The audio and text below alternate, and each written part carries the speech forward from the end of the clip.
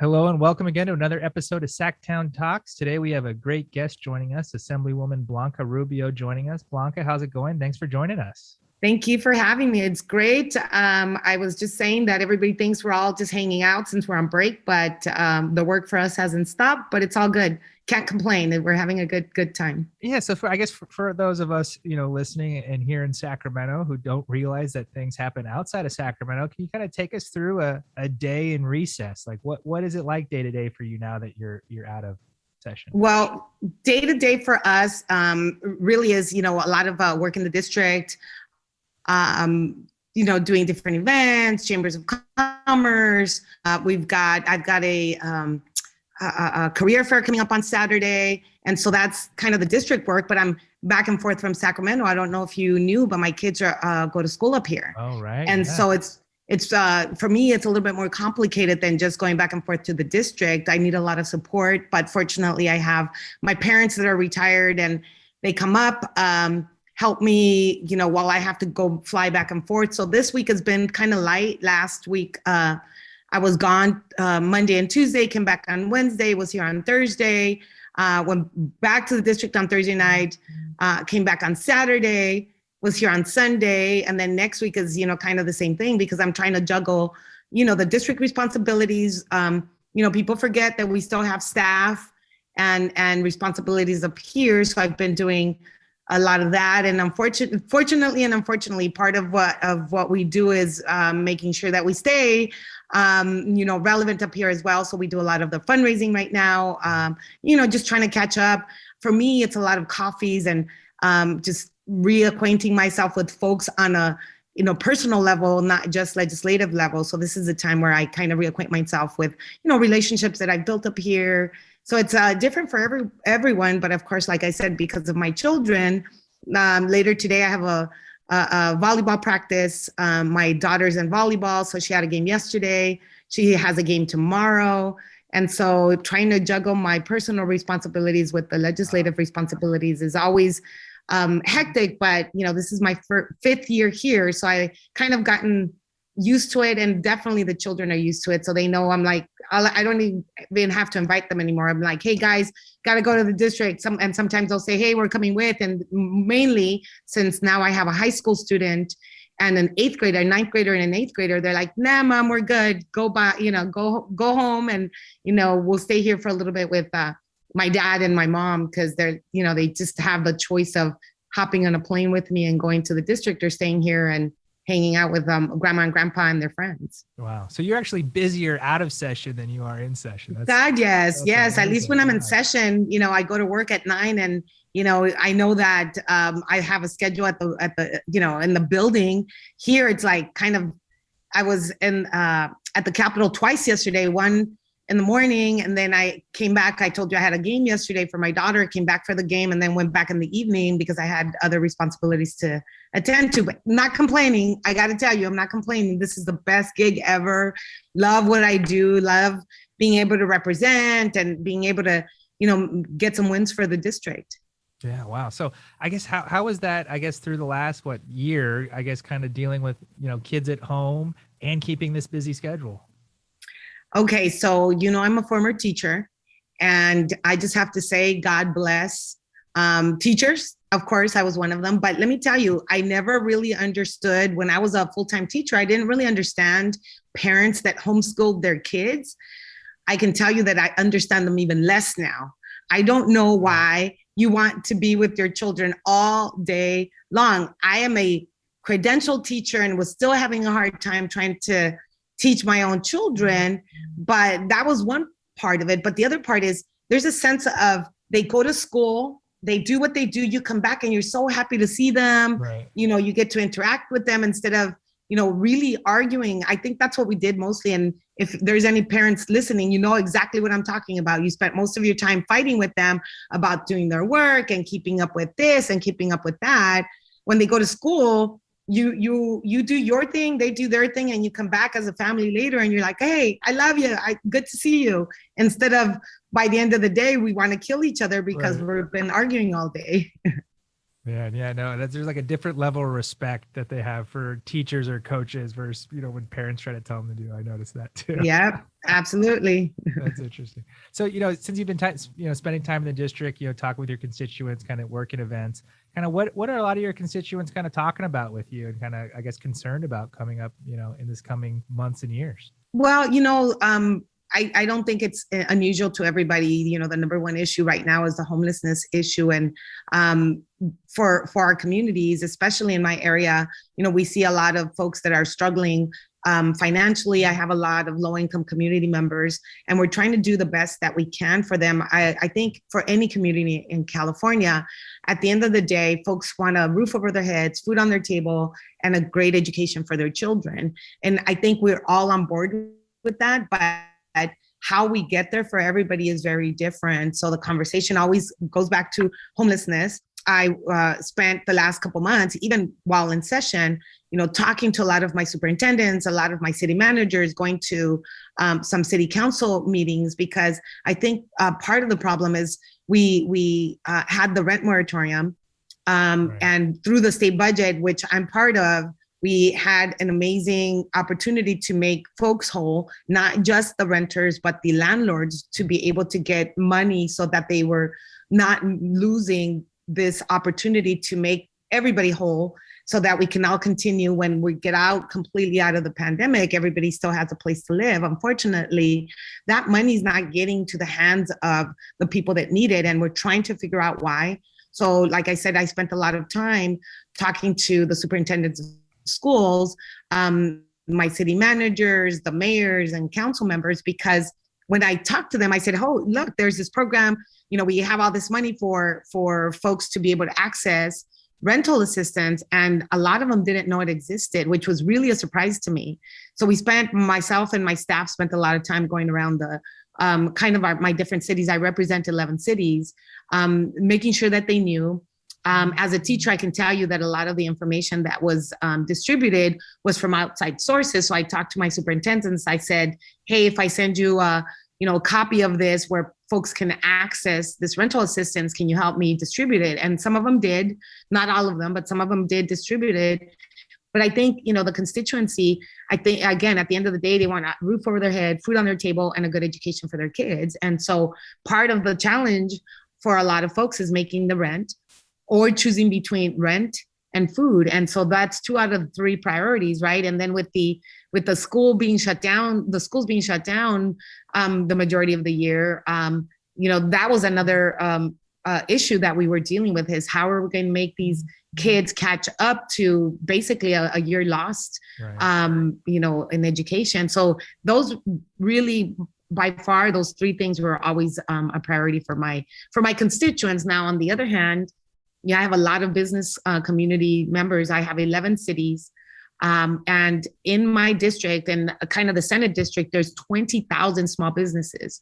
Folks misunderstand when I say I'm from LA County. A lot of the folks that are not familiar with my area assume that we are part of the downtown LA, all the big buildings, all those big corporations in those big buildings. And they don't understand that San Gabriel Valley is not downtown LA. Our communities depend on small businesses in order for them to survive. So the personal part, again, was roof over their head, food on their table, and a great education for their kids. You flip that to the business community, and the business community is, hurting. How are they going to keep their doors open, et cetera? Right. Excuse me. So I guess how are your cities doing coming out of COVID-19? I guess the rental assistance is going to, expire this month. So I guess kind of heading into the end of the year and into next year, are they recovering nicely, or kind of do you see, problems? No, definitely a lot of problems. I think, like I said, my communities depend on the small businesses. So we're trying to make the small businesses, whole again, either through legislation, through assistance for them. And I think the number one priority is to get everybody back to work after the moratorium ends. I hope not, but I believe that there's going to be an influx of folks losing their homes, their apartments. And I think the way we can head that off is by making sure that everybody's back at work. Right. And so there's that, folks are trying to do the right thing, right, and make sure that we're open for business. But I think a lot of our community members, and I'm going to say it, believe that they have this idea about the vaccine, for whatever reason, that they're not going to take it. So I think the challenge is for us right now is making sure everybody's vaccinated, so that the local eateries are comfortable opening, because you don't want to infect everybody.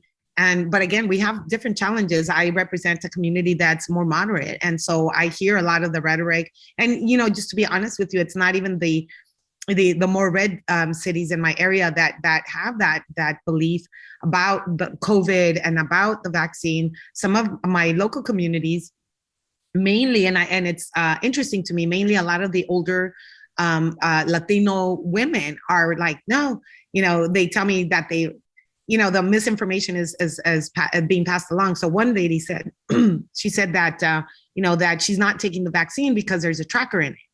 And so I instead of, I was baffled, right? But I said, with respect, in Spanish, I said, if they're tracking you, like, what did you do that you're afraid of being tracked?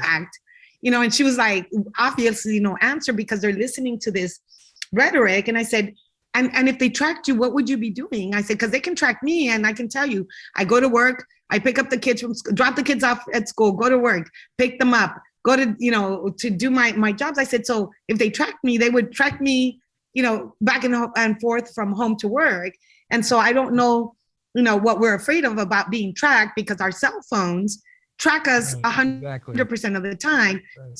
So she didn't quite understand that it's interesting. There's two mind frames, right? So she's talking about the being tracked. And when I was trying to be logical about the fear of being tracked, she didn't really have an answer. And then, so of course I stopped. And then, throughout my conversations with other community members, some of that information comes up, and I have to be really honest with you. I said, okay, you guys complain about the state being dysfunctional and that we can't get anything right. We can't, we had so many issues with EDD and the DMV. Do you think we're really going to open a department that's going to house all of these people that are tracking us? For what? I said, you already say we're incompetent. There's no way in hell that we're going to be able to track this many people. So, at this point, people have already made up their mind, and I can, try to use logic as much as possible, but it's still,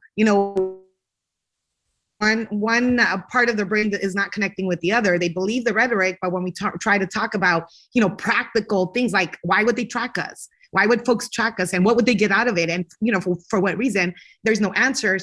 So they get offended, and they just stop the conversation. And so it's really that conversation as well. So when we go back to talking about how we reopen and how our businesses are doing, some of them are opening and some of them are, not, they're afraid. And so until we can get into a pattern of, really getting back folks back to work, then we can make those businesses whole. Once the revenue starts coming in, then our cities are going to start doing better, because I told you I have a majority of small businesses in my area. Well, with 11 cities, guess what they depend on? They depend on that revenue from those small businesses. So the longer they stay shut down, the longer that they're not going to be made whole. I mean, we can sit and talk about this for hours and hours and hours, but I do have to say, and I know it's not, people are going to talk about personal freedoms, but I was in San Francisco. By the way, on my spare time, because, I have nothing else to do, I completed the San Francisco half marathon a couple of weeks ago. So thank you. I have to do something for my sanity, which I thought was really insane, that I'm using a 13.1 mile walk to be, keep my sanity, but that's a whole other conversation. But when I was in San Francisco, I was not able to go to any of the eateries or any places in San Francisco without showing my vaccine card, which I thought, wow, this is cool, because we're not infringing upon anybody's rights if that's what they're saying, but you can't just go out to eat then if you don't have your vaccine. So those are choices that folks need to make. And at some point they need to make them. But I really appreciated San Francisco, because they did not let me into an eatery unless I showed them my vaccine card. And, if you want to go out to eat, you want to go to a bar, you want to go somewhere, if you want your life to return, then you show your vaccine card. If you don't, then you stay home, not not vaccinated. I don't know what answer we can give to folks, but it's really hurting our businesses by, having the stance for and against the vaccine. I think, if we all do the right thing for ourselves, look, if I don't want to do the vaccine, and I know that's not what we were going to talk about, but if I don't want to take the vaccine, that's fine. But I have two children. I have a 14-year-old and a 13-year-old. If anything happened to me, I would not be able to forgive myself, right? Because, we're hearing about tragedies all over where children are being left orphaned because both parents are passed.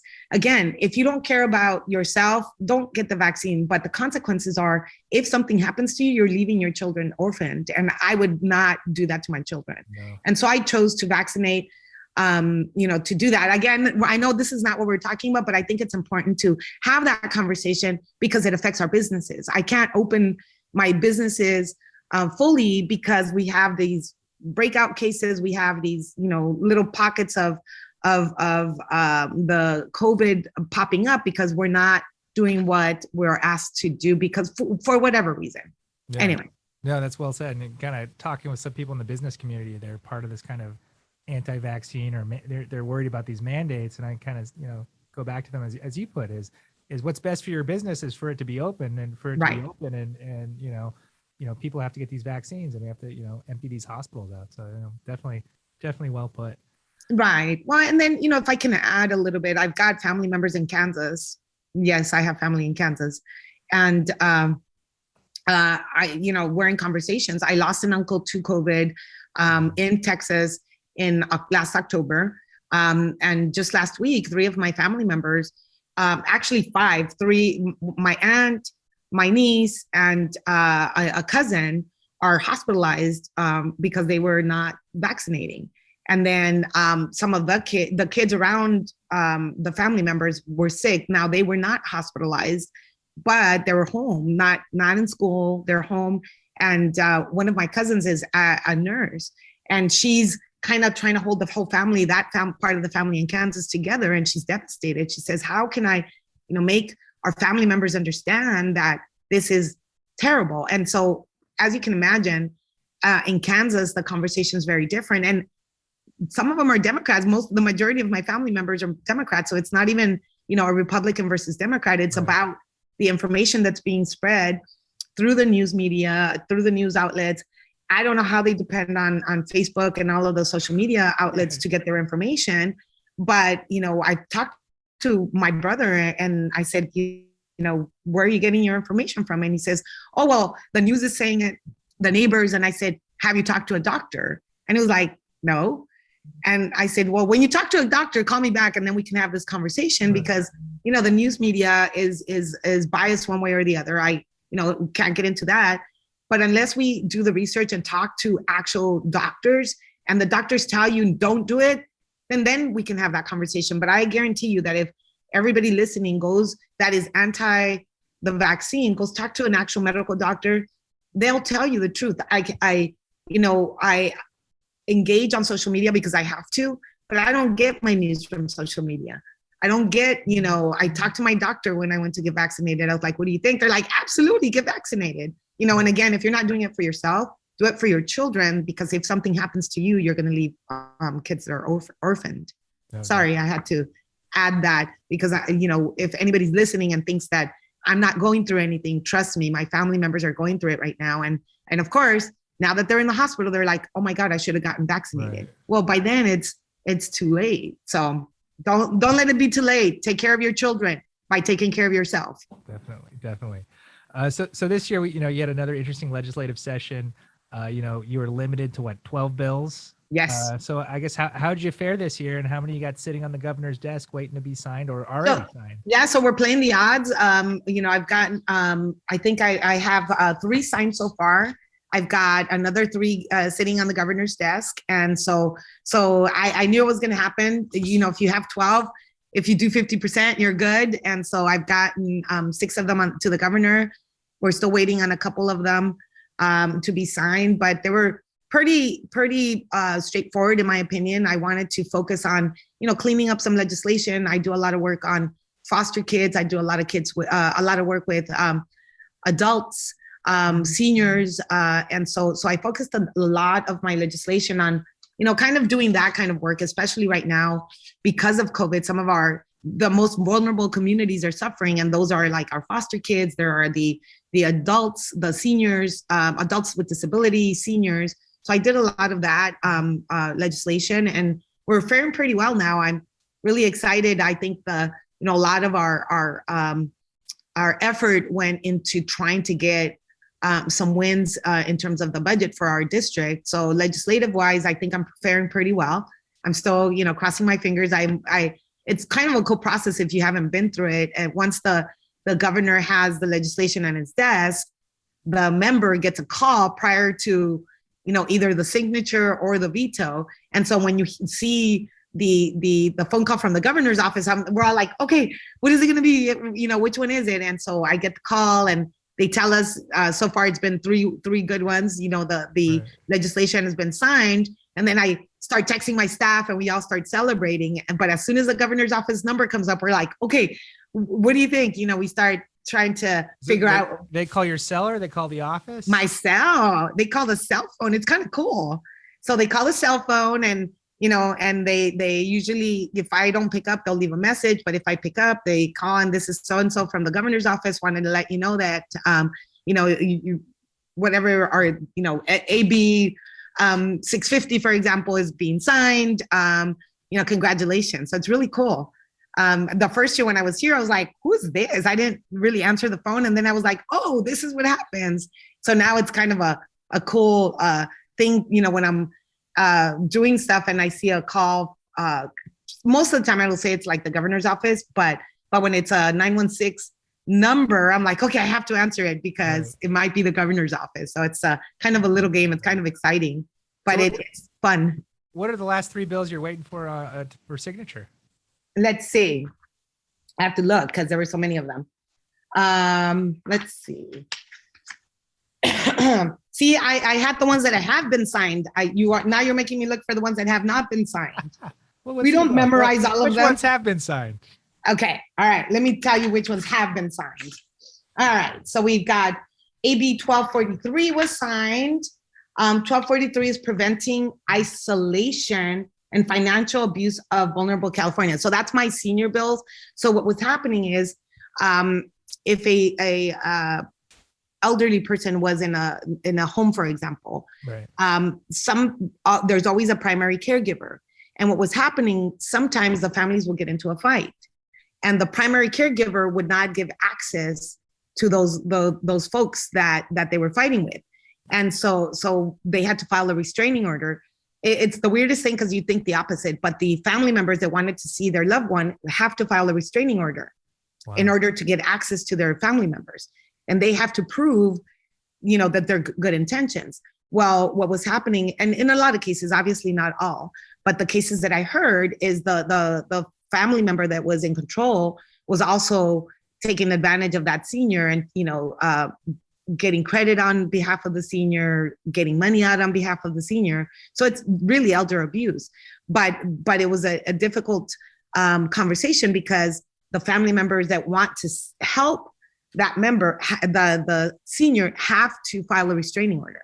So anyway, so 1243 helped streamline that for the family members that were trying to see the elderly person.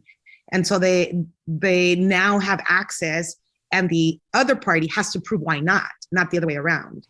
It's a complicated one, but it helps those elderly folks in homes that are being taken advantage of, and helping the family members that want to see their loved one. And so this one helped. The other one that was signed was 1281, criminal protective orders. And so this is another kind of in my lane. I do a lot of work with domestic violence victims, and I'm the chair of the Select Committee on Domestic Violence. So what was happening is some of these people that I want to call them criminals. Look, I'm sorry, but if you're abusing your spouse, you're a criminal. But a lot of these folks would go and they have, say, a misdemeanor, but they had a protective order in place. So they would get the misdemeanor expunged at some point, right? There's a way to do it. And what was happening is once they expunged the crime or whatever the penalty was, sometimes the protective order would go with it. And so my bill said, okay, you can expunge all you want, but if there's a protective order, you can't touch that. Right. You know, the protective order remained intact because a lot of these were victims of domestic violence that had protective orders in place.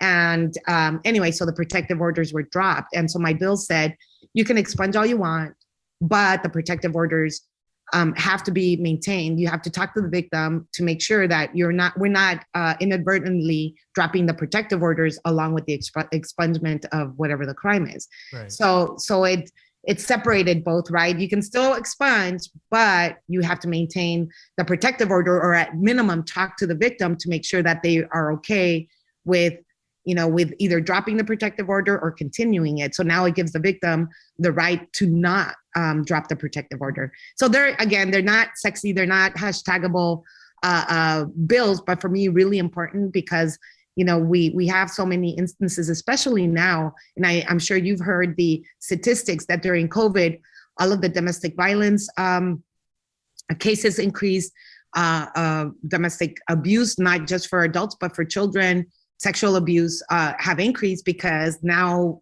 we're at home all the time. Right. And so these types of bills were really important to me because I want to make sure that we protect folks now. And as soon as we start getting out of the pandemic or kind of more of a normal life, that we're going to have a lot more cases. So again, they're not sexy hashtagable types of bills, but for me, really important because we're trying to protect as many people as possible. Exactly. And your last one was at 477? 477, yes. Yes. So 477 is the Children's Advocacy Center. So I do a lot of work with children advocacy centers. There's one that's near and dear to my heart, near and dear to my heart in Covina.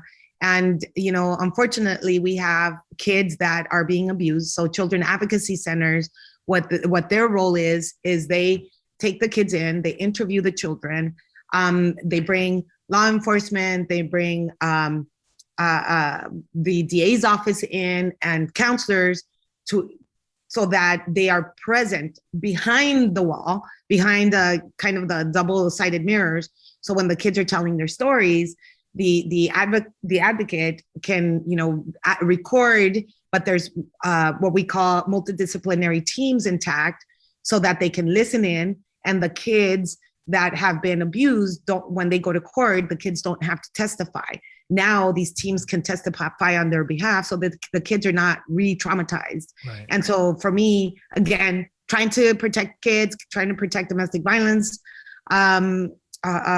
victims, and also trying to protect the elderly. So the Children's Advocacy Center do amazing work. And before I started in the legislature, I didn't really know that they existed. And when I went to visit them, it was like, wow, it's trauma for the child, but I cannot imagine, even after being a teacher, I cannot imagine having to listen to these stories from children on their abuse. And so the Children Advocacy Centers came to me and said, we need this. And I said, absolutely, I will do whatever I can to make sure that the advocacy centers are there taking care of our kids. And obviously the teams, again, I said the police department, the DA's office, we've got social workers that are involved in this whole process. And so the multidisciplinary teams are able to now collaborate and make sure that the kids are not re-traumatized when they go after the abusers. Yeah, well done. So, I guess, the first year of a 2-year session, obviously, I guess you had 6 bills that didn't make it. You're kind of listening to the district, listening to your staff, kind of working on your package for next year. Kind of what are some of the things you're already looking at for next year to kind of take a look at? So one of the bills that went to sleep, that died, is still near and dear to my heart. So I want to work on what we did was, I don't know if you knew, but once upon a time, before I came to the legislature, preschools were able to expel 3 and 4-year-olds. Okay, so let me say that again. Preschools were expelling 3 and 4-year-olds, which as a teacher, I can tell you, 3 and 4-year-olds are going to enjoy staying home. So we're basically reinforcing the whatever behavior they were being expelled for. So when I came in, I I saw that 3 and 4 year olds were being expelled. So I said, no, I couldn't believe that we had to write a bill, but we had to write a bill that says that if you're receiving any state money, you may not expel 3 and 4 year olds because they're 3 and 4. Right. Those of you that have children, that our kids go through different developmental stages. And one of the stages that the kids go through is biting because they can't communicate. They get frustrated because they can't communicate. So a lot of these cases where the kids were being expelled for biting. Well, if you look at the, developmental chart, biting is part of the development for these children. So anyway, so I wrote a bill that was signed that said, if you're receiving any money from state agencies or actually state preschools, you may not expel preschool kids. So then the following year, I did a follow-up bill that I know some of my the listeners are thinking, well, how do you deal with problem children? Let me tell you how. So the following year, we did a bill to provide mental health consultants to be able to help the student, be able to help the parent, and to support the teacher. Because I can tell you as a teacher, I know how to teach the, reading, writing, and arithmetic, but I'm not capable of trying to deal with some of the trauma that kids come in with. Right. And so we did the bill and it was a success. So now we have mental health consultations, our consultants, they go into the preschool classroom, they help the student with their issues, they go to the home and help the parents. And now the teachers are being provided support so that they can also teach. So the bill that died was, if now, these are state preschools. The bill that died or is asleep right now, we're going to bring it up next year. It's sleeping, it's taking a long nap. I'll wake it up next year. This is for the local preschools, the lady down the street that has the lady or gentleman down the street that they have their own little preschool program. Right. Where they do daycare and preschool. If now this bill was said, if you are receiving any money from the state, you have to comply basically with the expulsion of these kids. Look, it sounds like it would be, in my mind, I don't know, a no-brainer to make sure that kids are not expelled, because you and I know that expelling kids doesn't do anything for them. First and foremost, they're not learning. Right. But number two, we're reinforcing whatever behavior they were expelled for, because now they're at home and they're thinking, hey, if I bite somebody, I'm going to get to go home. So we're reinforcing those things that they were being expelled for. So now the bill says that if you're receiving any kind of state money for preschool programs, then you may not expel the kids. And again, the hope is that we don't expel them, and we want to get them some support so that the kids are not, we can deal with the trauma that is creating that behavior. We can help the parents, and we can help the preschool teachers be able to at least provide support for the kids that are coming in with some of these traumas. So that's the bill that I'm working on. And then of course we have, advocates for different issues that come to us, and, we get to pick really cool things or not. For me, I try to do at least one, 2 or 3 that are really dear to my heart. And then, we talk to different stakeholders about, what they would like to see. And so we engage in that manner. But for right now, my baby is going to be, my key bill is going to be that preschool expulsion program bill. Save the biters. Save the biters. I like it. Hey, you know what? That is a good one. Save the biters. Because look, and it's funny, but it's the thing is, I taught kindergarten, first grade, and fourth grade through my teaching career. Well, guess what? If the kids are not prepared in preschool, I get to see them in kindergarten and first grade. And if we don't save the biters now, they're going to be biters in kinder, first, second, and so on. And so if we save them now, then by the time I get, kindergarten teachers get them and first grade teachers get them, hopefully we have provided enough support that they're not biting anymore. I like it. Save the biters. Exactly. You just kind of mentioned kind of like a lot of special interests, lobbyists are working on kind of their budget requests and their things for their clients right now. Kind of what advice you have for, I guess, people looking to shop their ideas coming, this fall and winter, how to present them, and, how to get, the best chance to, getting a vehicle parked with someone. Early. I think it's I didn't understand the time. The first year I was kind of oblivious to these timelines. I was kind of just thrown in, and, you learn trial by fire, right? And now this is my 5th year, and my best advice is early, come in early. Assemblymember Cooper, love him to death, but he always puts a sign the last 2 days of the bill deadline, the introduction deadline. And he says, if you didn't see me before now, don't come to me now.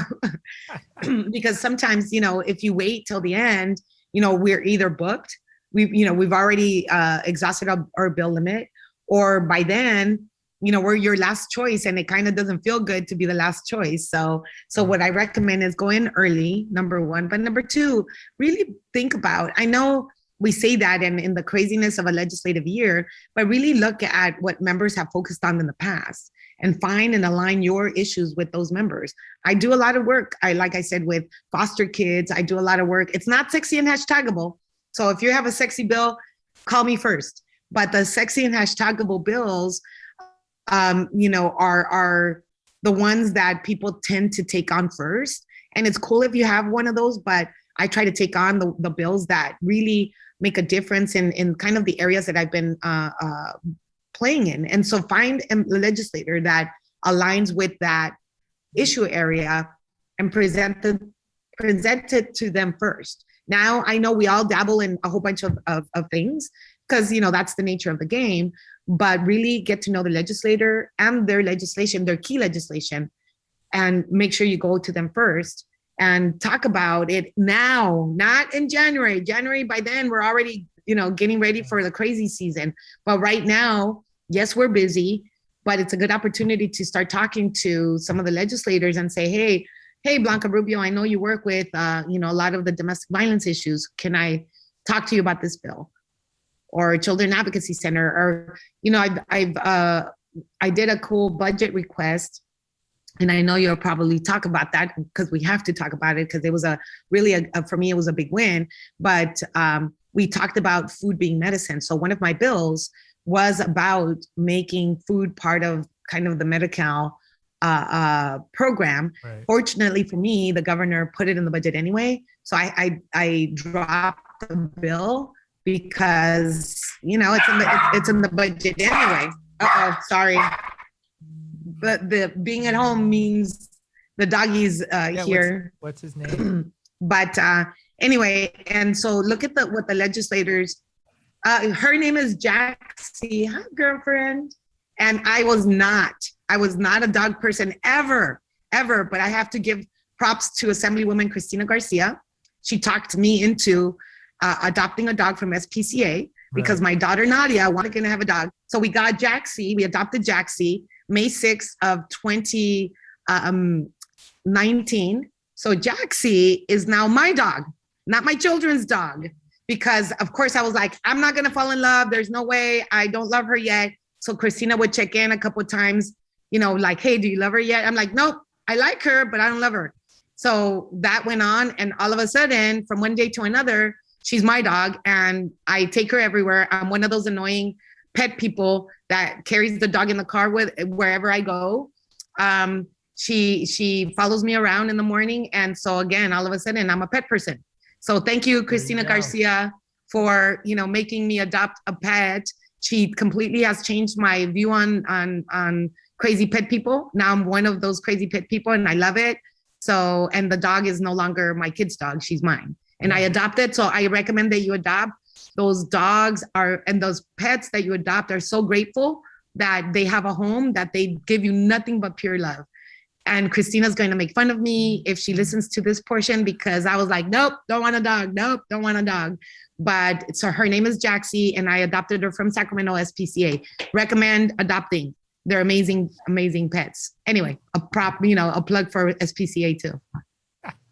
Well done. Oh, very well. Well, Blanca, I know you're super busy. You got a lot going on. Thank you so much for taking the time and joining us. And please enjoy Jaxie and your children. And good luck this off session here. Thank you. Thank you. If you want to talk about actual legislation in the beginning of the year, call me. I'll pencil you in. Will do. Would love to. All right. Thank you. All right. Talk to you soon. Bye.